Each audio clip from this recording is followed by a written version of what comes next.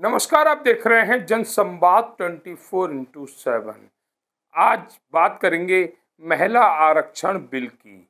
महिला आरक्षण बिल जो 17 अप्रैल को लोकसभा में पेश किया गया, 2/3 बहुमत न होने के कारण यह बिल पास नहीं हो सका। इस बिल के पास न होने का ठीकरा विपक्ष के नेताओं के ऊपर फोड़ा गया, लेकिन सच्चाई क्या है? आज की महिला जो घर का कार्य देखती है, वह चाहती है महंगाई कम हो। इस बिल के पास होने के बाद महंगाई कितनी बढ़ेगी कोई नहीं जानता। भाजपा 200 के करीब सांसदों को और बढ़ाना चाहती है। 543 जो वर्तमान में लोकसभा है 543 सीटों की है, भाजपा 850 करना चाहती है। एक सांसद पर लगभग साल का 2 करोड़ रुपया खर्च होता है। ये सिर्फ उसके वेतन और भत्ते के बात बता रहे हैं। 2 करोड़ एक सांसद पर, अगर 300 सांसद बढ़ते हैं या 250 सांसद बढ़ते हैं तो 500 करोड़ रुपया सभी सांसदों के एक वर्ष के खर्चे के बढ़ जाएंगे। देश में लगभग 2.25 लाख करोड़ का कर्जा है। देश और बड़ा कर्जदार हो जाएगा। 4,80,000 रुपए का कर्जदार बच्चा जन्म लेते ही हो जाता है। उसने कर्जा नहीं लिया, उसने लोन नहीं लिया, लेकिन देश के कर्जे में वह अपनी भागीदारी निभा रहा है। लेकिन भाजपा जो कहती है हम आम जन के लिए कार्य करते हैं, तो वह लगभग 500 करोड़ प्रति वर्ष का खर्चा क्यों बढ़ाना चाहती है? उसे महिलाओं को रिजर्वेशन देना है। विपक्ष समर्थन कर रहा है। जो 543 सीटें हैं उसमें 33% आरक्षण महिलाओं को दे दिया जाए, लेकिन मोदी सरकार ये नहीं चाहती है।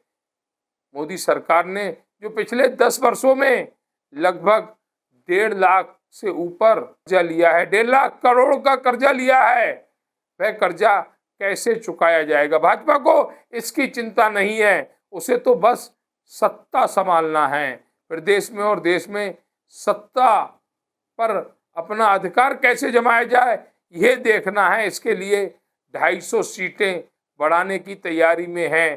संसदीय क्षेत्र 250 बढ़ाने की तैयारी में है। ये नहीं जानती इन 250 सीटों के बढ़ने से लगभग प्रति वर्ष 500 करोड़ रुपए का अतिरिक्त खर्च भारत को झेलना पड़ेगा। इसके लिए कर्जा लेना पड़ेगा। क्या भाजपा अपने सांसदों का वेतन बंद करवा सकती है? उनके भत्ते बंद करवा सकती है? उस पैसे को क्षेत्र के विकास में लगाया जा सकता है। आज के समय में कोई भी राजनीतिक व्यक्ति राजनीति सेवा के लिए नहीं बल्कि अपने फायदा के लिए कर रहा है। जिस तरह से देखा जा रहा है कि प्रतिदिन कहीं ना कहीं जन आक्रोश रैलियों का आयोजन हो रहा है। अखिलेश और राहुल गांधी के पुतले फूंके जा रहे हैं। ये सिर्फ और सिर्फ भाजपा अपने फायदे के लिए कर रही है। आम जन का कोई फायदा इसमें नहीं है।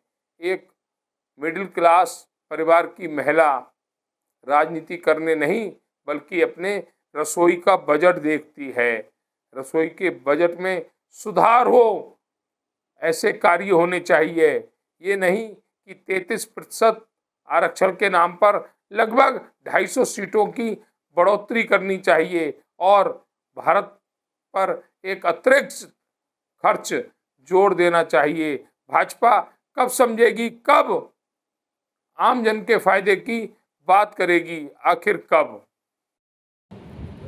किसी का अधिकार चुनाव सीटें बढ़ करके हो, जिससे कि पुरुष एक ना कहे हमारे साथ ऐसा हो रहा है, तो बैलेंस जरूरी बढ़ना चाहिए। जी, अभी आज जो प्रेस वार्ता किया गया किस लिए किया गया?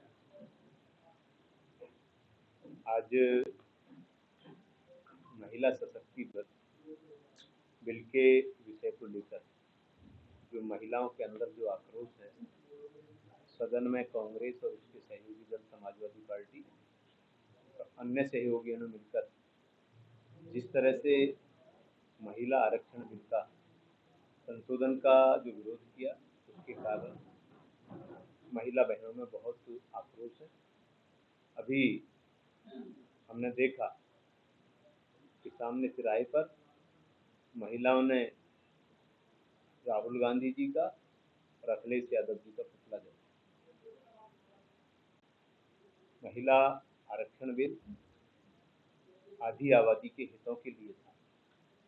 देश के यशस्वी प्रधानमंत्री माननीय नरेंद्र मोदी जी ने 2023 में महिला आरक्षण बिल को सदन में लाके पास कराने का काम किया और अब संशोधन को लेकर उन्होंने विशेष सत्र बुलाकर इस बिल को लागू करने के लिए योजना तैयार की थी, क्योंकि पहले आधार पर जो बिल बना है उसके आधार पर महिला आरक्षण बिल 2034 से लागू होता है।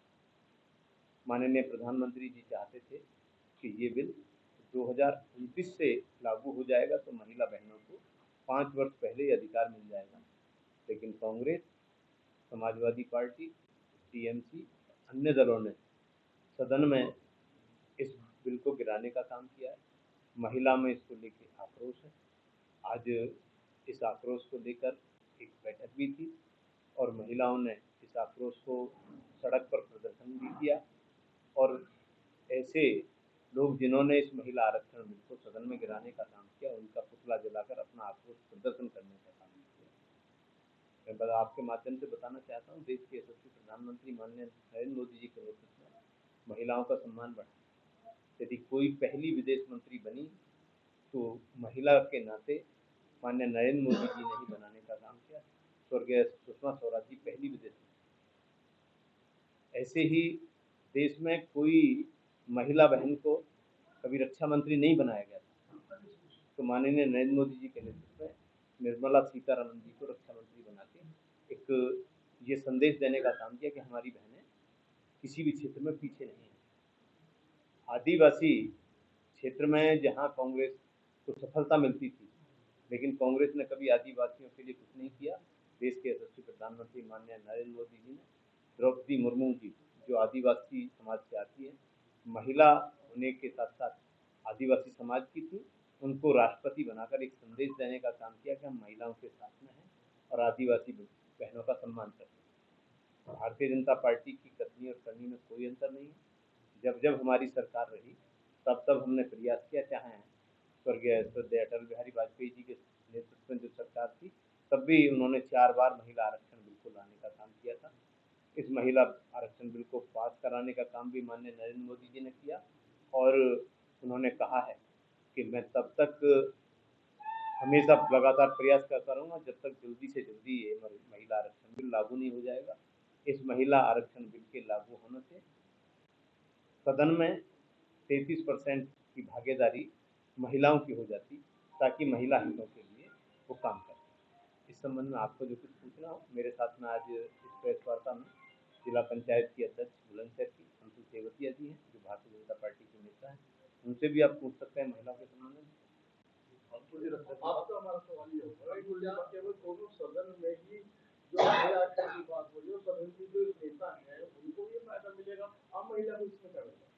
देखिए, आम महिला जो है वही देश का नेतृत्व करती है। मैं भी एक आम महिला थी और मैं डॉक्टर थी और मैंने अपना चिकित्सा का जो प्रोफेशन है वो छोड़ा देश सेवा के लिए, राष्ट्र सेवा के लिए, देश के यशस्वी प्रधानमंत्री आदरणीय नरेंद्र मोदी जी से प्रेरित होकर आज सब कुछ छोड़कर हम देश के लिए, अपने राष्ट्र के लिए एकत्रित होकर भारतीय जनता पार्टी का एक एक कार्यकर्ता लगा हुआ है।